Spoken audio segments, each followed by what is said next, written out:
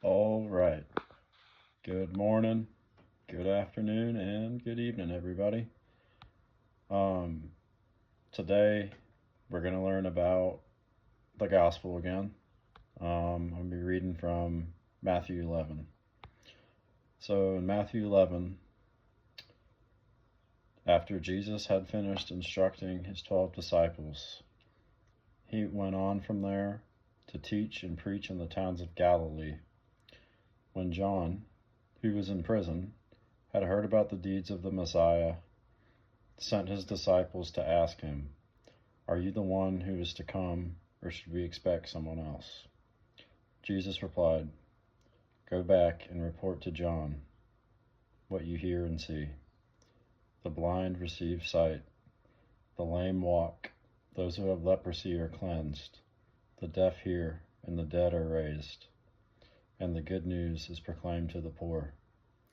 Blessed is anyone who does not stumble on account of me." As John's disciples were leaving, Jesus began to speak to the crowd about John. "What did you go out into the wilderness to see? A reed swayed by the wind? If not, what did you go out to see? A man dressed in fine clothes? No. Those who wear fine clothes are in king's palaces. Then what did you go out to see? A prophet? Yes, I tell you, and more than a prophet. This is the one about whom it is written, 'I will send my messenger ahead of you, who will prepare your way before you.' Truly I tell you, among those born of women, there has not risen anyone greater than John the Baptist. Yet whoever is least in the kingdom of heaven is greater than he. From the days of John the Baptist until now, the kingdom of heaven has been subjected to violence, and violent people have been raiding it. For all the prophets and the law prophesied until John, and if you are willing to accept it, he is the Elijah who was to come. Whoever has ears, let them hear. To what can I compare this generation? They are like children sitting in the marketplaces and calling out to others.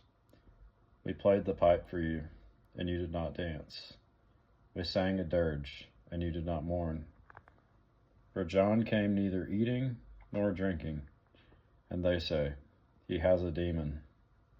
The Son of Man came eating and drinking, and they say, 'Here is a glutton and a drunkard, a friend of tax collectors and sinners.'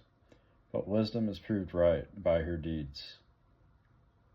Then Jesus began to denounce the towns in which most of his miracles had been performed, because they did not repent. "Woe to you, Chorazin!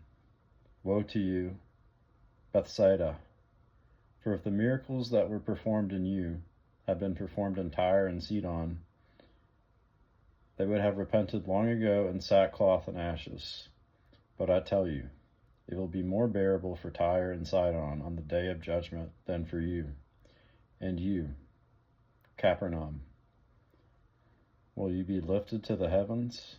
No, you will go down to Hades.